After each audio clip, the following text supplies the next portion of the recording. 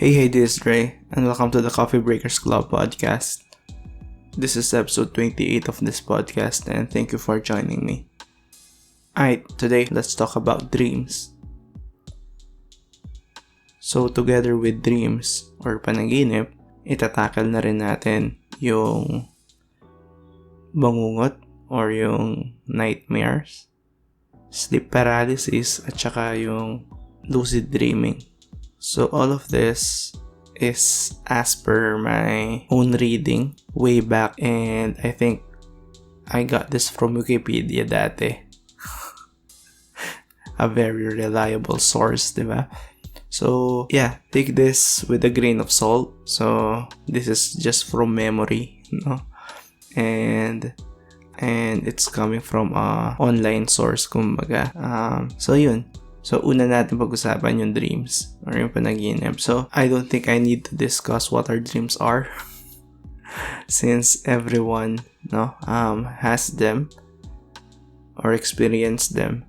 Kahit hindi mo maalala minsan, na naginip ka, pero you definitely did, one way or the other. Sure naman na once in your life na naginip ka, so you know what is this about. But dreams happen pag nasa REM state na tayo or yung tinatawag nilang rapid eye movement. So, andun na kapag nasa deep sleep na tayo, doon nangyayari yung dreaming. And as far as I know, there were actual health benefits, yung pananaginip. Kung ano yung specific na benefits nila, ayun. Yun na yung medyo blurry na yung memory ko, pero at least meron, whatever they are.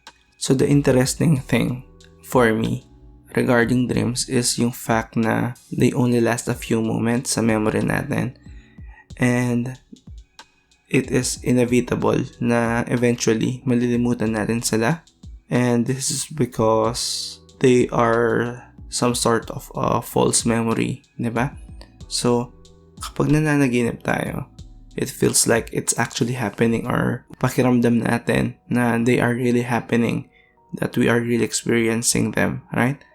But in fact, they are not, right? They are just mental images, diba? Parang ganyan. So meaning, since they didn't really happen, there are no actual experience associated with them.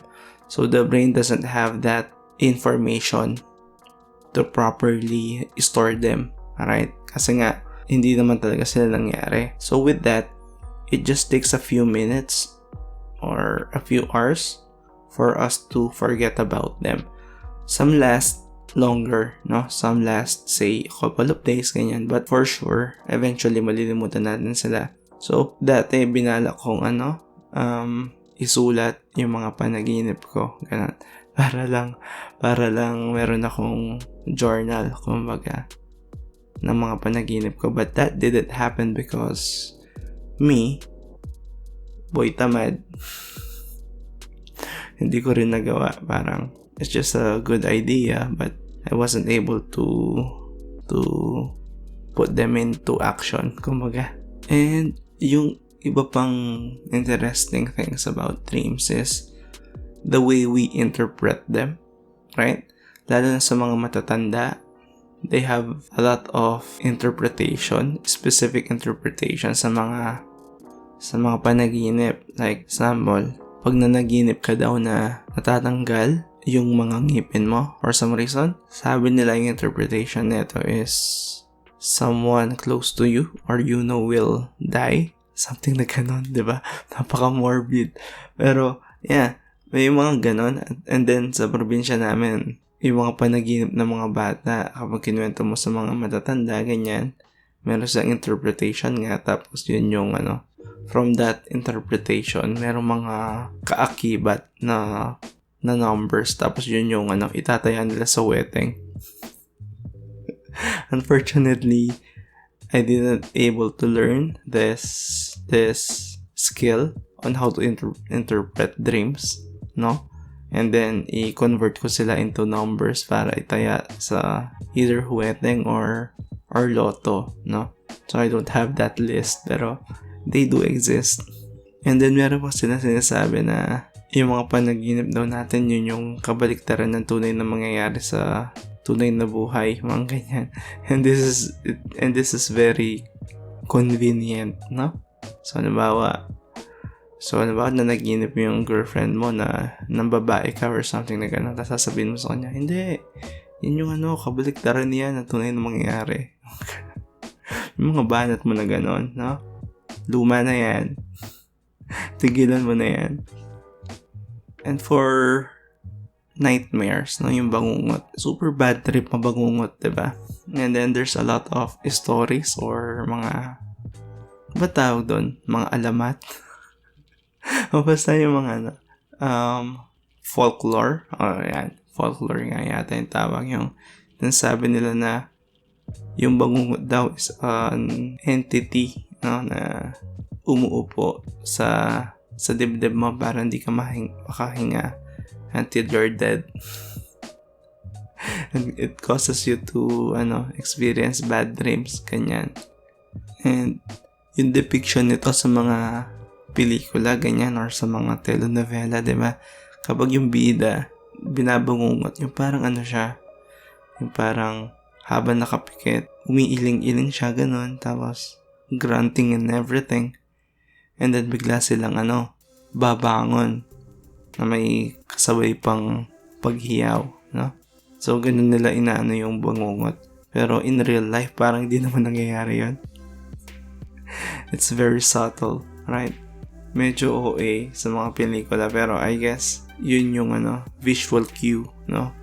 Na it's very effective naman. Na kapag nakikita mong gumagano yung actor or actress is, okay, binabangungot to. Parang ganyan. For me, I have this specific nightmare I'm having nung bata pa ako, no? And it's very particular talaga. Ulit-ulit lang siya. Na ito lagi yung pinapanaginipan ko. Ito medyo naaalala ko siya hanggang ngayon kasi sa sobrang dalas na mangyari.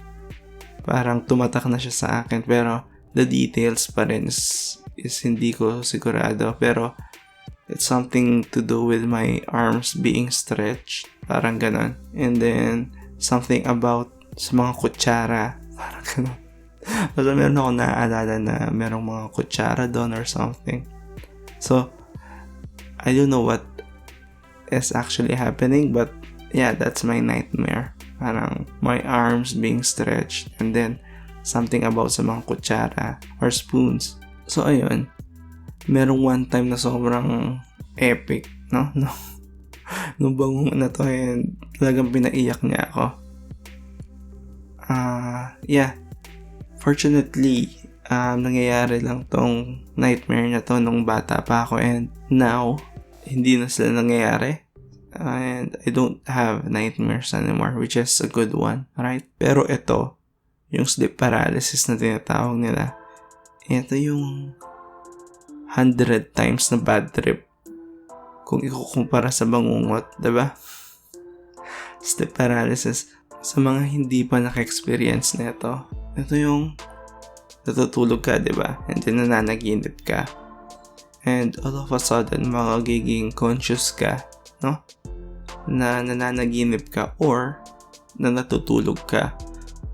So, when I say you become conscious, as in, alam mong tulog ka, pero mulat ka, parang gano'n. So, and yung, hindi ito yung bad trip dito. Yung bad trip dito, yung hindi ka makagalaw. Hindi ka rin makapagsalita. At ito, hindi ka talaga makabangon. Yung parang pilit mong ginigising sarili mo or pinipilit mong bumangon, pero ayaw ng katawan mo. Parang gano'n. Sobrang nakakatakot. Sobrang hindi maganda yung feeling, to say the least. Yung magpapanik ka. Ako nagpapanik ako pag nangyayari to. Yung parang may isip na parang mamamatay ka na, parang gano'n. So at least for me, that is what's happening in my head kapag nangyayari sa akin yung sleep paralysis na to. So if that isn't enough, no? Yung iba, kapag nagkaka-sleep paralysis, meron pa silang nakikitang mga anino, ganyan, or maligno, or multo, or maybe a demon or whatever, a shadow figure, ganyan, na fortunately sa akin wala naman. So nangyayari lang sa akin talaga, hindi ako makabangon. Ganyan. Pero kung meron din ako nito, sobrang bad trip talaga, diba? So sabi ko nga, nangyayari sa akin to from time to time, no? Kapag nangyayari sa akin to, after ko magpanic, no? After kong pinipilit na bumangon, ganyan, nanalangin na lang ako. Kasi parang wala kang magawa talaga kapag nangyari sa'yo to. And then eventually magigising ka naman, no? Yung sabi nila, try kicking, ganon, or moving your toes, ganyan, hanggang eventually mangyayari sa tunay na buhay. Ay, add ko pala yung nangyayari sa akin na di ba nga pinipilit kong bumangon. So, I'm semi-conscious, di ba? Na, okay, bangon na, ganyan. Tapos, sa panaginip ko, nakakabangon na ako. And I'm assuming na totoong buhay na yun. And then, ma-realize ko na hindi pa din pala. So, uulitin ko yung cycle na, uy, bangon na. Tapos, makakabangon ulit ako. Tapos, panaginip lang pala ulit. And eventually, mag-give up ako. And then, trying to move my toes, ganyan. And eventually naman, gigising ka. Sana. Sabi din pala, this is induced by stress. Tapos yun, on how it's actually happening is ang nangyayari pala is nagiging conscious na yung mind mo. So, pero yung katawan mo tulog pa rin. Parang ganyan na when we are sleeping, shutdown yung katawan, right? So, everything is parang alam ng brain mo na okay, tulog na tayo. So, shutdown muna lahat. Parang gano'n. And then all of a sudden, magiging conscious lang is yung brain mo. Parang gano'n. And then, hindi pa na-send yung information sa other parts of you ng katawan mo, nagising na kayo. Parang gano'n. So, it's a pretty simple explanation, pero sobrang nakakatakot in action. And then, ayun nga, eventually, magta-turn on naman yung the rest of your body, kumbaga. So, sa mga hindi nagkakaroon nito, good for you. Good for you. Me, kapag nangyari to, yung parang tuloy-tuloy na nangyayari for several days, pero they are pretty far in between na nangyayari na I don't think it's a problem yet. And then the last one is lucid dreaming. So, kung yung sleep paralysis is sobrang bad trip, yung lucid dreaming sobrang sobrang saya. This is when you become conscious again, nananaginip ka, and then to a certain degree is magkakaroon ka ng control dun sa panaginip mo. So, di ba kapag nananaginip tayo, yung feeling natin is tunay siyang nangyayari, di ba? Parang you're just there parang you're really there. Now, imagine that na you have that world na meron kang certain degree nga of control. Di ba? Sobrang epic. You can literally do whatever you want. Di ba? And with this, there are actual techniques that you can do to practice. So, para ma-control mo nga yung mga panaginip mo or mapunta ka sa state ng lucid dreaming. I haven't tried them. Nalilimutan ko silang gawin. Pero, there were a couple of times na napunta ako sa state na to. So nangyari to nang biglaan lang na naging conscious lang ako na okay, you're actually dreaming right now. Which is a state where nangyayari naman talaga sa akin minsan, pero hanggang doon lang, no? Hanggang doon lang. Pero this couple of times nga, una naging conscious ako na nanaginip ko at the same time. After that, tinry ko siyang kontrolin. Parang ganon. Parang kung deep concentration lang, and then try mong kontrolin kung ano yung mangyayari. So, I was successful on this both cases na, yeah, it's really fun kasi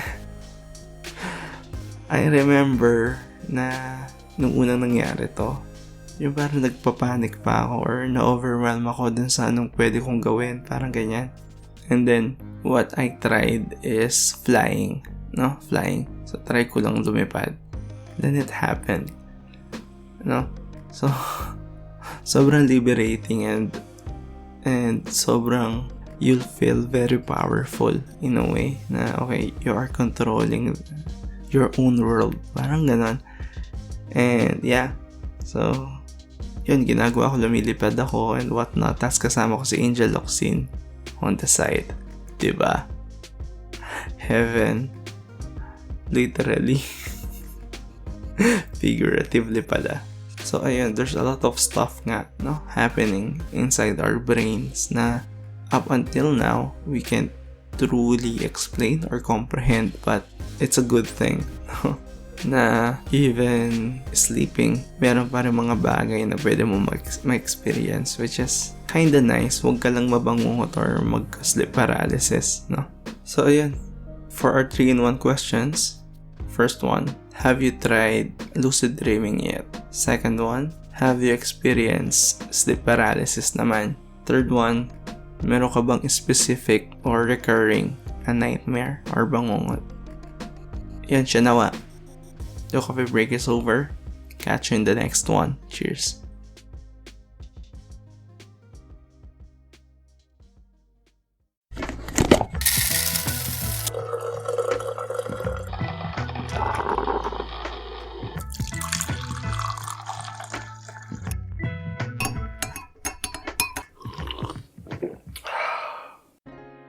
Hey, this is Drei, and welcome to the Coffee Breakers Club podcast.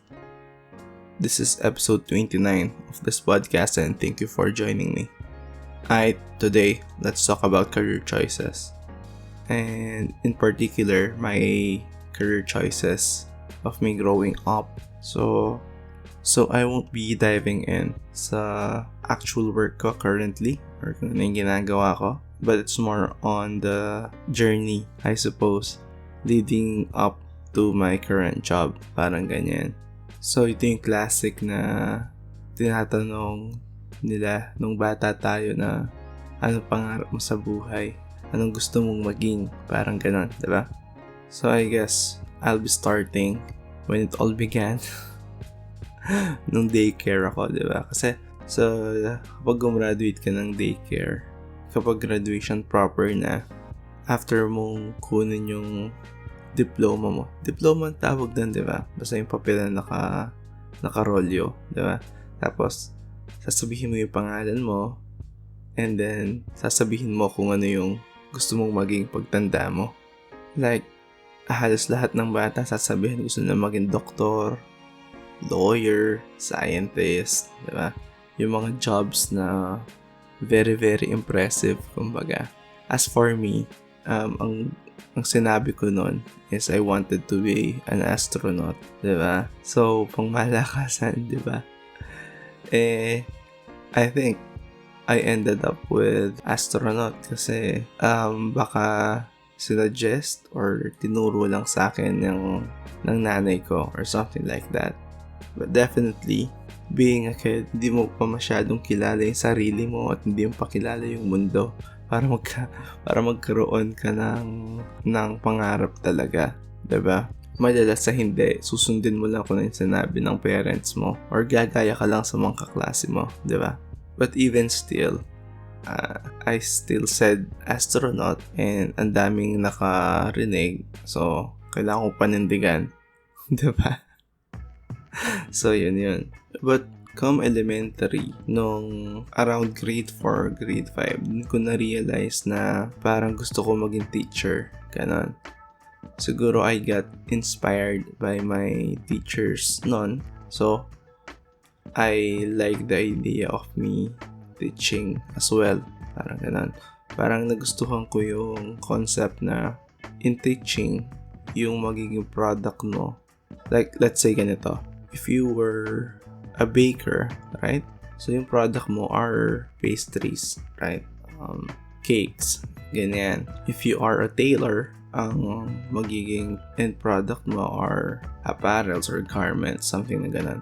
Pero kapag teacher ka, parang yung product mo are people then, di ba? Parang napaka noble talaga na job. Now, I'm not saying na those first two jobs are not noble. They are, right? Doing those will give you the means to provide for your family. But you know what I mean? Yung mga jobs na like firefighters, policemen, diba? So, these are the type of jobs na talagang in my opinion, a level higher in terms of nobility. Parang ganun. Before ending my elementary life, I was decided back then na come college, magkukuha ako ng eduk. And come high school, this was the time na mas nakilala ko yung sarili ko and mas nakilala ko na yung mundo. Parang ganyan. At the same time, dito na lumalabas kung asan yung mga strengths ko. I guess this would be the same for everyone else, right? Dito mo na nabubuo, even though at the early stages pa, pero dito mo na nabubuo yung identity mo. What are your likes? What are your dislikes? What are your strengths? What are your weaknesses and whatnot? So, it's a very interesting times sa buhay natin, di ba? So, ayun, dito ko nalaman na sobrang nagugustuhan ko yung math. yung pag-solve ng mga problems, ganyan. At saka konting science din. So, dun yung dun yung interest ko.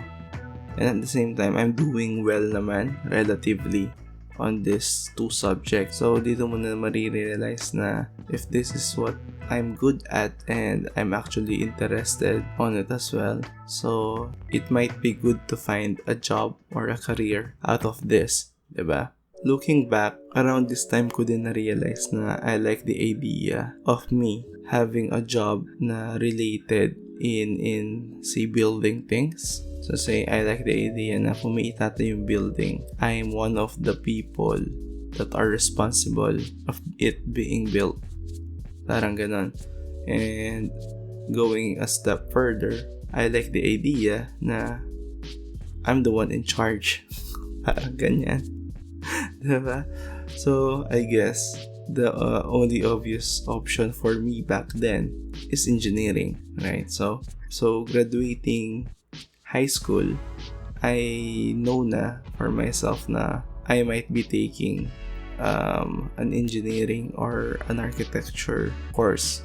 Okay? So, dito pumapasok yung pagiging syunga ko, no? So, nung kukuha na ako ng entrance exam, nilagay ko sa first option ko is architecture. Okay?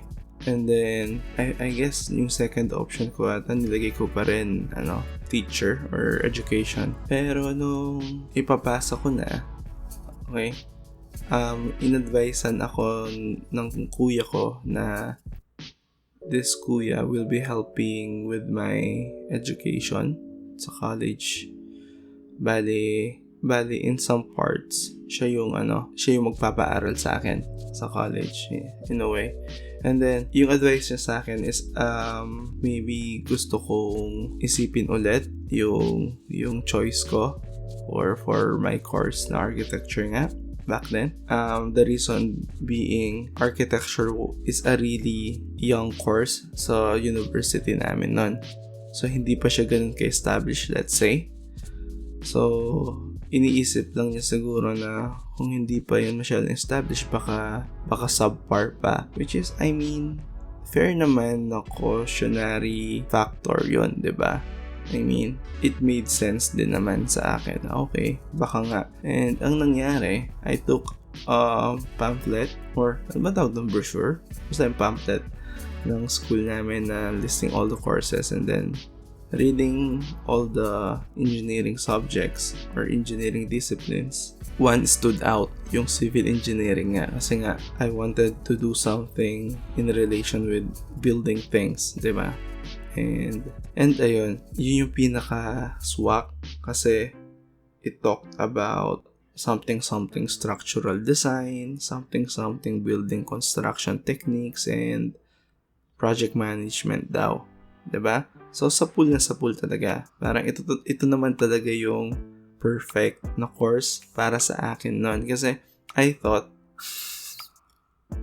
yung mga nagaganito, lalo na dun sa structural design, is mga architects. Hindi pala. So, ayun. Me being a syunga nga. Engot-engot ako.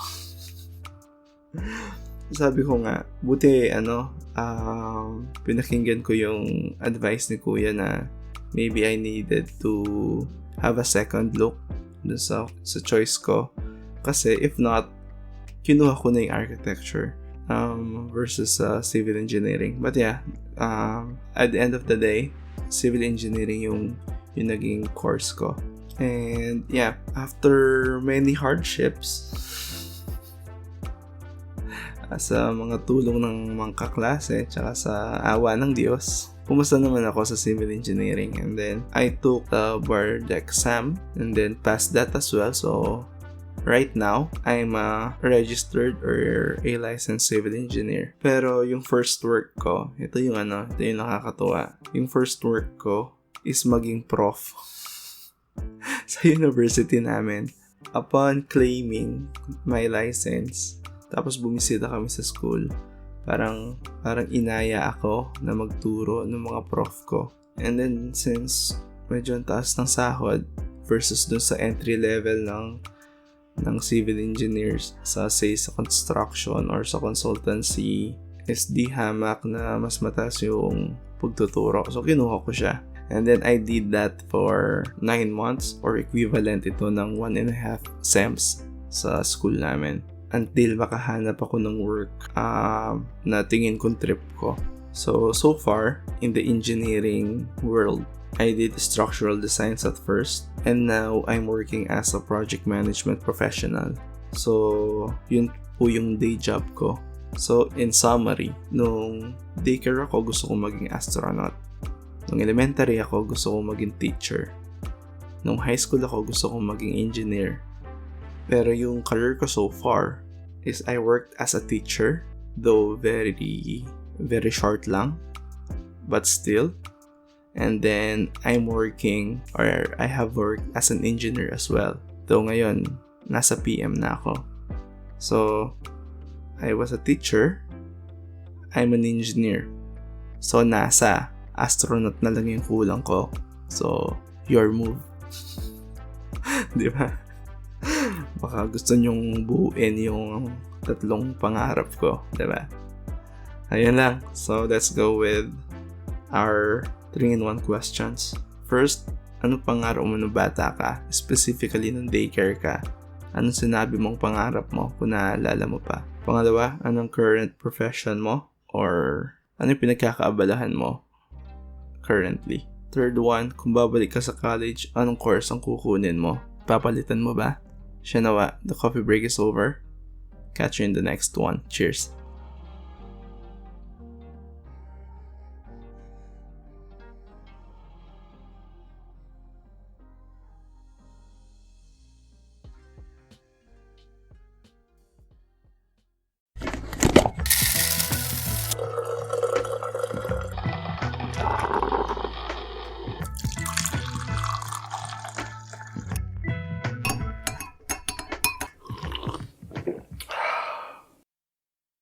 Hey, this is Drei, and welcome to the Coffee Breakers Club podcast. This is episode 30 of this podcast, and thank you for joining me. Today, let's talk about social media. So, social media, right? Everyone has one, given our age and time. I mean, technically, not everyone has one, pero you get what I mean, right? Na these are the platforms that lets you create, share, or participate in any content for social networking. So, just to have a list kung alin-alin yung mga to.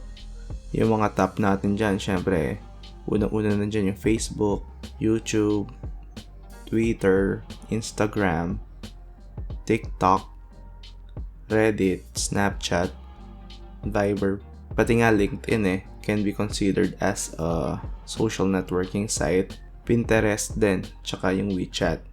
Diba? So those are the usual suspects. And syempre, there was a time na meron ding ibang social networking sites na wala na ngayon. So say yung MySpace, Multiply, Yahoo Messenger, diba? Tsaka yung Friendster. Now, for MySpace tsaka Multiply, I don't think that I've used this before or nagkaroon ako ng account para dito. But definitely for YM tsaka Friendster, inabutan ko pa sila. For YM, ito yung first choice for people to do chats, diba? Remotely. Now, back then, hindi pa naman uso yung mga smartphones or wala pa namang smartphones talaga. So, like yung Viber tsaka WeChat, wala pa talaga yan. Or yung Facebook Messenger. So, YM lang talaga. For YM, yeah, it's a simple chatting tool, no? Na you can do video calls and ganun. I don't think recording calls is an option back then, but still, you can do video calls. Tapos, I think there are rooms dun eh.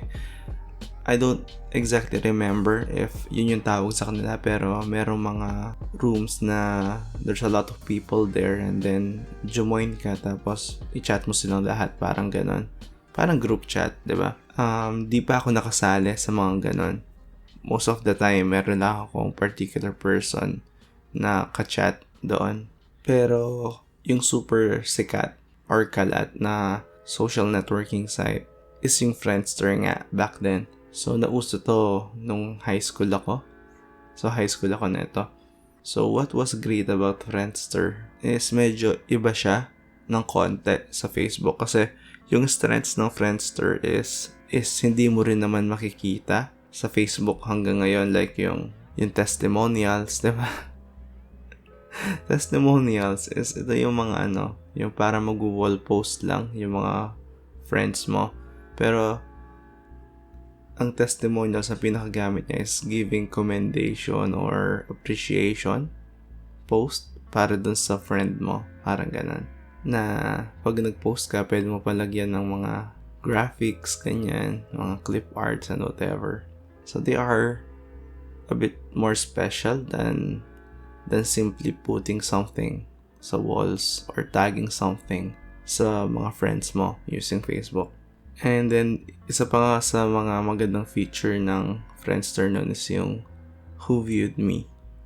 No? So, ito yung ang lakas makapogi ng Friendster nun. Kasi, lahat ng magvi-visit sa wall mo is nare-record tapos pwede mong i-review kung sino-sino yung mga yon. So, it's similar to LinkedIn ngayon na makikita mo kung sino yung nag-visit ng page mo. So, Facebook doesn't have this feature, right? Pero, ayun. Sabi ko nga, lakas makapogi nito, diba? Kasi, sample, meron kang trip na babae, right? Na crush mo, kunyari. Tapos, bigla niyang view yung profile mo. Diba? Sobrang nakakakilig. Small things like that. Tapos, pwede mo nang ipagyabang sa mga friends mo na, yun nga, view ka neto, video ko na pinakamaganda sa school, ganyan-ganyan, diba? Awesome. Tapos yung Friendster then is very customizable. You can change the look of your profile, ganyan. Pwede mo palitan yung kulay, yung background, yung font, yung layout, and everything. So, you can really personalize your profile, which is good kasi you can show a bit of your personality sa mga profile mo. Hindi lang sila generic, diba? And then the last one na pwede mong gawin pa sa profile mo is to put a MP3 player, no? So, pwede mong i-embed yung mga trip mong kanta, ganyan.